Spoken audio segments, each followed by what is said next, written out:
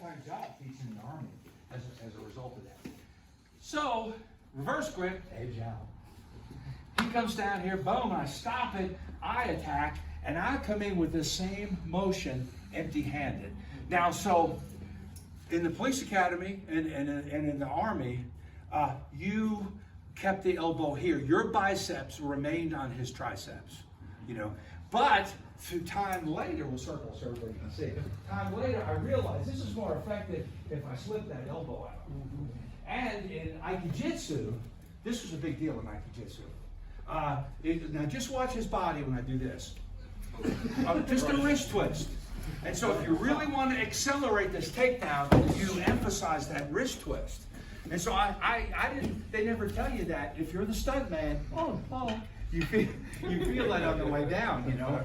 And so anyway, boom, boom, boom, out here. And what we had to do for our testing was throw the guy down, disarm the knife. Disarm the knife out here, throw the guy down. Disarm the knife on the way down. So I had 3, counter knife things we had to do for our testing stuff. So that's the unarmed version of that. Yeah, and you could do it this way, but I sure like freeing that elbow up. And then I should suggest, the wrist twist. It's terrible. And sometimes you may have to, and what you have to worry about is the leg position. And if the leg's not right, you have to move around. By the way, I am not here or here. I'm out here.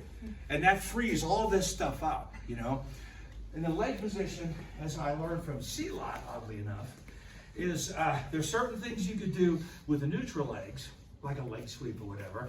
There's certain things you could do with his leg forward, and certain things you could do with his leg back. And you have to be aware of their legs, Otherwise, it's not going to work. And so you're aware of that by your peripheral vision. And if you look here, because the old expression is, he can look worse than he can fight worse than he looks. His face is just a mask. And you can't, this is also Bruce Lee talking, the words. But you can't worry about that. You have to do the task at hand. And so if you stare here at Bruce's face, if you stare here, you can catch the peripheral vision of the upper torso moving and just about to here. And then you can kind of figure out where the legs are. And it just takes time, You see a running back coming, where their legs are, you know where they're going, and like that. And so if I were to do a leg sweep, for example, neutral leg, I'm pretty happy. I take these extra steps. I don't want to walk into that knife. Right? I take these extra steps to boom. If this leg is forward, that's pretty good too. I'm here, I'm happy with that. If that leg is back, I got to go all the way around here to get it to go. So the leg position for takedowns is a pretty vital thing. And let me just say one more thing about that.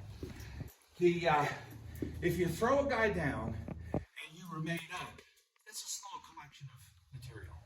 You want to remain knee-high or standing. If you throw a guy down and go with him, that's a bunch of material. I don't want to go down with him. I want to maintain a superior position.